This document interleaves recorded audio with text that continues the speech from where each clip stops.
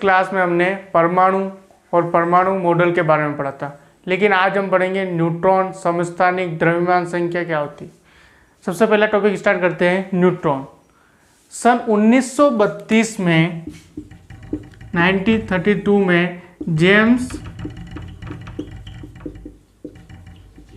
Chadwick ने neutron की खोज की। इसका जो प्रतीक चिन्ह होता है वो होता है एन, स्मॉल एन होता है इसका प्रतीक चिन्ह। जेम्स चैडविक ने क्या बताया, जो न्यूट्रॉन होता है वो क्या होता है, अनावेशित कण होता है। न्यूट्रॉन होता है अनावेशित कण होता है, जो कि क्या होता है, किसी परमाणु के नाभिक में उपस्थित होता है। हाइड्रोजन के छोड़कर, जो न्यूट्रॉन हाइड्रोजन के छोड़कर जो सभी धातु उनमें क्या होता है, न्यूट्रॉन नाभिक में उपस्थित होता है। ठीक है, किसी भी परमाणु का जो द्रव्यमान है न्यूट्रॉन तथा प्रोटॉन की संख्याओं के योग के बराबर होता है। जैसे मैं किसी भी परमाणु का द्रव्यमान को मान लेता हूँ Z और न्यूट्रॉन का प्रतीक चिन्ह N, प्रोटॉन का P, तो Z बराबर क्या होता है N प्लस P। ये हमने बात की न्यूट्रॉन की।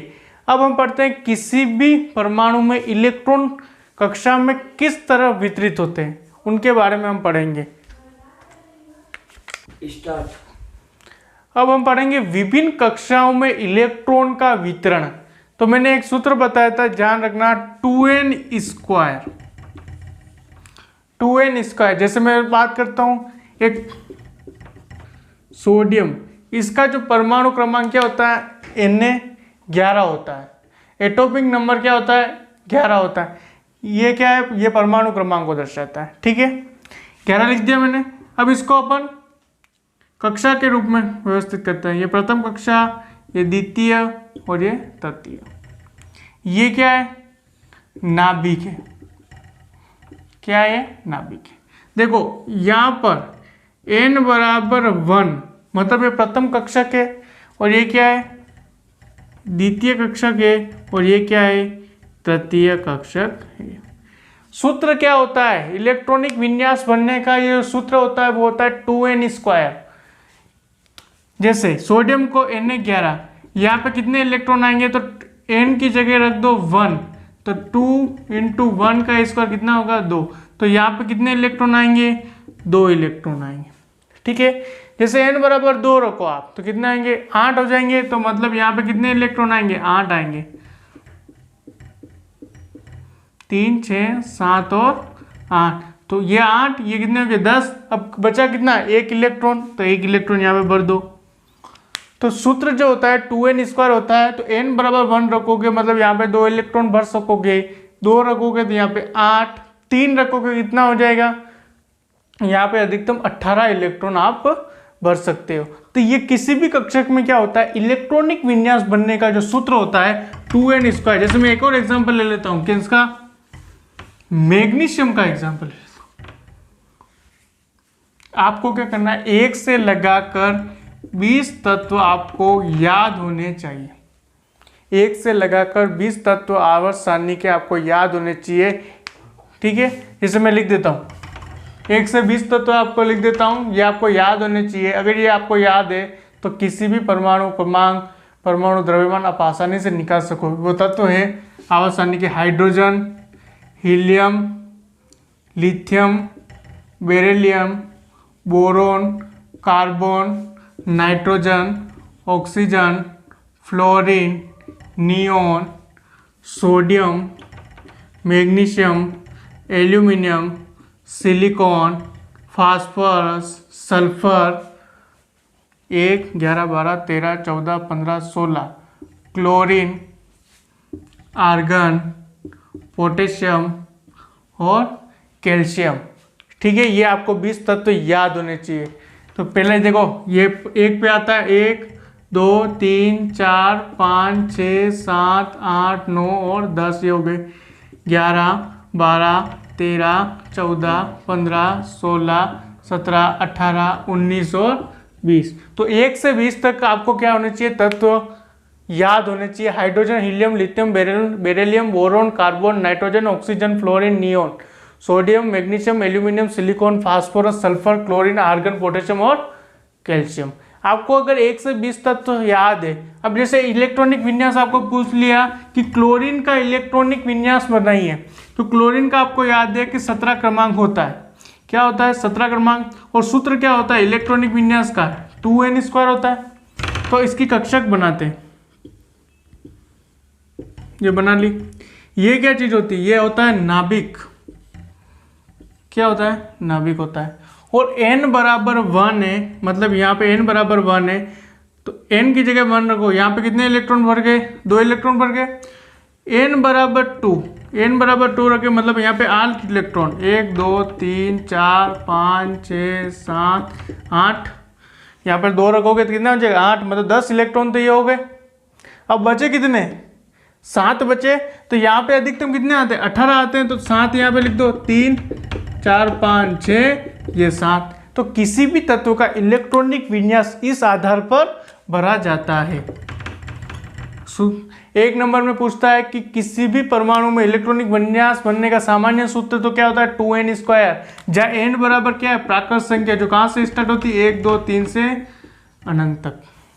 जितने कक्षक है उतने n बनते जाएंगे। तो आपको 1 से लगाकर 20 तत्व याद रखने आवर्त सारणी के, और याद रखने के बाद आपको इलेक्ट्रॉनिक विन्यास कैसे बढ़ते हैं वो आपको ध्यान होना चाहिए। अब तीसरा जो पॉइंट आता है वो आता है संयोजकता। क्या आता है? संयोजकता आता है। अब संयोजकता क्या होता है? जैसे सुनना, क्लोरीन आपको दे दिया, क्लोरीन आपको इलेक्ट्रॉनिक विन्यास आपने बता दिया कि इसमें पूछ लिया आपको इसकी संयोजकता बताइए, क्लोरीन की संयोजकता बताइए। तो एक ही चीज माइंड में रखना है, जो भी अंतिम कक्षक बन रहा है, जैसे अंतिम कक्षक कौन सा? ये वाला n बराबर 3, उसमें कितने इलेक्ट्रॉन है? 7 इलेक्ट्रॉन है। तो इसकी संयोजकता कितनी होगी? 7 है। तो हम क्या इसकी परिभाषा क्या ले सकते हैं? किसी भी परमाणु के बातम कोष्ठ में उपस्थित इलेक्ट्रॉनों की संख्या क्या कहलाएगी? संयोजकता कहलाएगी। किसी भी परमाणु के बातम कोष्ठ में उपस्थित इलेक्ट्रॉनों की जो संख्या है उनको क्या बोलते हैं? संयोजकता बोलते हैं। जैसे मैं एक एग्जांपल ले लेता हूं, संयोजकता, संयोजकता का मैं एग्जांपल ले लेता हूं एक को।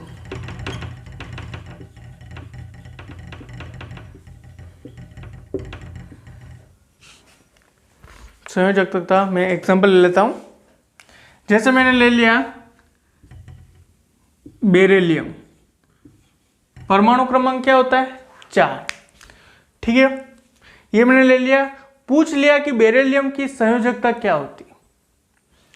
तो आपको एक चीज ध्यान में रखनी है, सबसे पहले इलेक्ट्रॉनिक विन्यास बनाना। ये नाभिक हो गया, ये n बराबर 1 और ये n बराबर 2, ये हो गया n बराबर 1 और n बराबर, सॉरी ये n बराबर 2 और ये n बराबर 3। ठीक है, यहाँ पे कितने इलेक्ट्रॉन भरे जा सकते हैं? 2 इलेक्ट्रॉन की सूत्र क्या होता है? 2n², n बराबर 1 रखो, कितना? 2 आएगा। अब बचे कितने? 2 इलेक्ट्रॉन, ये 2 इलेक्ट्रॉन। तो मैंने क्या बताया? किसी भी परमाणु के बातम कोश में उपस्थित इलेक्ट्रॉनों की संख्या क्या कहलाएगी? संयोजकता कहलाएगी। इसके बातम कोश में कितने इलेक्ट्रॉन है? 2 है। तो संयोजकता कितनी हो गई? 2 हो गई। ये होता है संयोजकता ज्ञात करने का सूत्र। संयोजकता आपके हो गया। अब आपके पॉइंट आता है परमाणु संख्या और द्रव्यमान संख्या। परमाणु संख्या और द्रव्यमान संख्या, एटॉमिक नंबर। परमाणु संख्या अगर आपको पूछ ले a बराबर 5, a बराबर 5 वाले तत्व का नाम बताइए।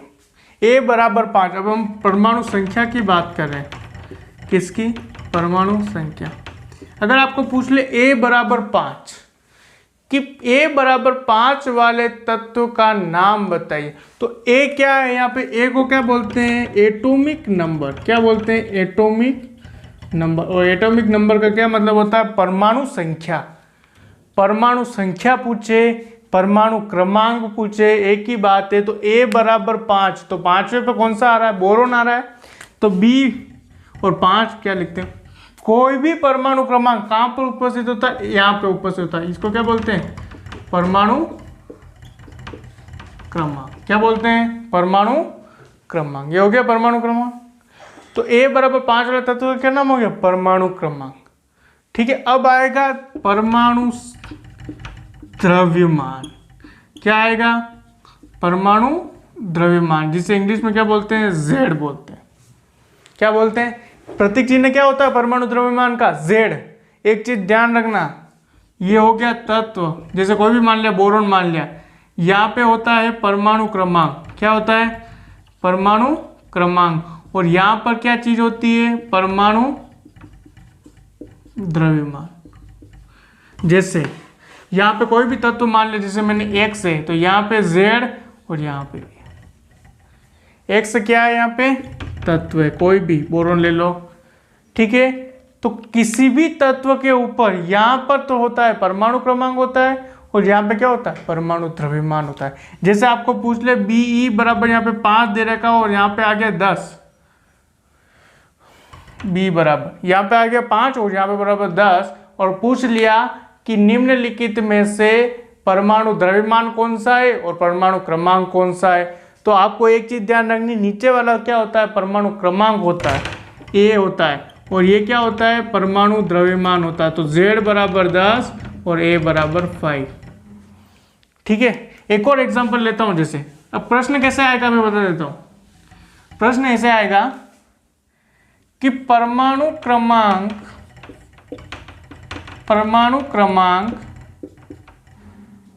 11 वाले तत्व का नाम बताइए तथा इसकी परमाणु द्रव्यमान, न्यूट्रॉन और तत्व का नाम। ये पूछ लेगा आपको। क्वेश्चन कैसे आएगा देखो, कि परमाणु क्रमांक 11 वाले का तत्व बताइए, परमाणु द्रव्यमान बताइए और न्यूट्रॉन संख्या बताइए। तो करना कैसे आपको ध्यान रखना, 1 से 20 तत्व आपको याद करने हैं। उसके अलावा 11 नंबर पे कौन सा आता है? सोडियम। तो तत्व का नाम कौन सा हो गया? सोडियम। तत्व का नाम क्या हो गया? सोडियम। अब परमाणु क्रमांक कहाँ लिखा होता है? यहाँ पे आता है परमाणु क्रमांक, यह A यहाँ पे आता है, वो एटॉमिक नंबर ये होता है। एक सूत्र है, ध्यान रखना, किसी भी तत्व का परमाणु द्रव्यमान अगर आपको ज्ञात करना है तो जो भी एटॉमिक नंबर है उसको इंटू 2 कर दो तो लगभग उसका परमाणु द्रव्यमान आ जाता है। परमाणु द्रव्यमान किसी का ज्ञात करना है तो उसके परमाणु क्रमांक को दुगुना कर दो। जैसे 11 है, 11 इंटू इसको 2 कर दो 22 होता है। जैसे सोडियम का लगभग परमाणु द्रव्यमान क्या होता है? 23 होता है, लेकिन यहाँ से हम लगभग को निकाल सकते हैं। जैसे ऑक्सीजन का 8, ऑक्सीजन का परमाणु द्रव्यमान पूछ लेता है अपने को, तो क्या ऑक्सीजन का परमाणु क्रमांक क्या 8 है, इंटू 2 कर दो तो 16 हो जाए, उसका दुगुना कर दो तो परमाणु द्रव्यमान निकल जाता है। तो 11 इंटू 22 ये क्या हो गया? Z निकल गया, परमाणु द्रव्यमान निकल गया। अब मैंने आपको सूत्र बताया था कौन सा? Z बराबर N प्लस P। क्या बताया था? किसी भी परमाणु का द्रव्यमान उसके न्यूट्रॉन की संख्या व प्रोटॉन की संख्या के योग के बराबर होता है। तो परमाणु द्रव्यमान हमें क्या पता है क्या है? 22 है। न्यूट्रॉन हमें ज्ञात करना है, प्रोटॉन हमें 11 दे रखा है, तो n बराबर क्या हो जाएगा? 22 माइनस 11। तो 22 माइनस 11 कितना होता है? ये 0 10। तो न्यूट्रॉन की संख्या कितनी आ गई? 10 आ गई।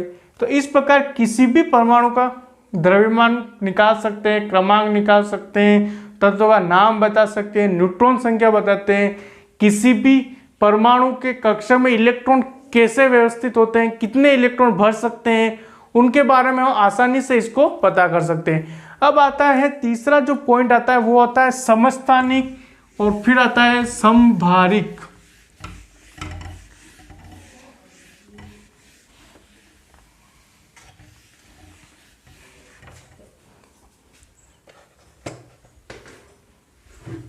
समस्थानिक और हाँ, अब आता है समस्थानिक और दूसरा आता है समभारिक। समस्थानिक, समस्थानिक का मतलब होता है कि स्थान समान है, मतलब समस्थानिक का मतलब होता है वह परमाणु जिनके क्या हो? परमाणु क्रमांक समान हो लेकिन द्रव्यमान संख्या क्या हो? भिन्न हो। समस्थानिक का मतलब क्या होता है? वह परमाणु जिनके क्या हो? परमाणु क्रमांक समान हो लेकिन द्रव्यमान संख्या क्या हो? भिन्न हो। जैसे मैं एग्जांपल ले लेता हूँ हाइड्रोजन। हाइड्रोजन के 3 समस्थानिक होते हैं। कितने? 3 समस्थानिक। ये होते हैं प्रोटियम, बहुत ही मोस्ट इंपॉर्टेंट उदाहरण है प्रोटियम। ये होता है ड्यूटेरियम और ये होता है ट्राइटियम। हाइड्रोजन के 3 समस्थानिक होते हैं प्रोटियम, ड्यूटेरियम और ट्राइटियम। ठीक है, यहाँ पे देखो परमाणु क्रमांक समान है, लेकिन परमाणु जो बाहर है देखो यहाँ पे भिन्न आ रहा है। परमाणु, आपको एक पॉइंट याद रखना, परमाणु क्रमांक समान लेकिन परमाणु द्रव्यमान यहाँ पे क्या है? भिन्न है। क्या है? भिन्न है। देखो यहाँ पे ये क्या है? Z है, ये परमाणु द्रव्यमान है सब। और ये देखो यहाँ पे हाइड्रोजन का परमाणु क्रमांक समान है और यहाँ पे क्या है? परमाणु द्रव्यमान क्या है? भिन्न है। तो क्या परिभाषा हो सकती है? वह परमाणु जिनके क्या हो? परमाणु क्रमांक क्या हो? समान हो, लेकिन परमाणु भार क्या हो? भिन्न हो। एग्जाम्पल हाइड्रोजन के 3 लेने हैं, प्रोटियम, ड्यूटेरियम और ट्राइटियम। अब इनके बाद बात करते हैं अपन समभारिक। किसकी बात करते हैं? समभारिक।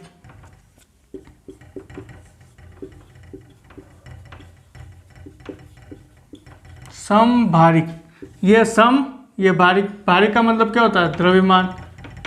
वह परमाणु जिनका क्या हो? द्रव्यमान क्या हो? द्रव्यमान संख्या क्या हो? समान हो, लेकिन एटॉमिक नंबर क्या हो? भिन्न भिन्न।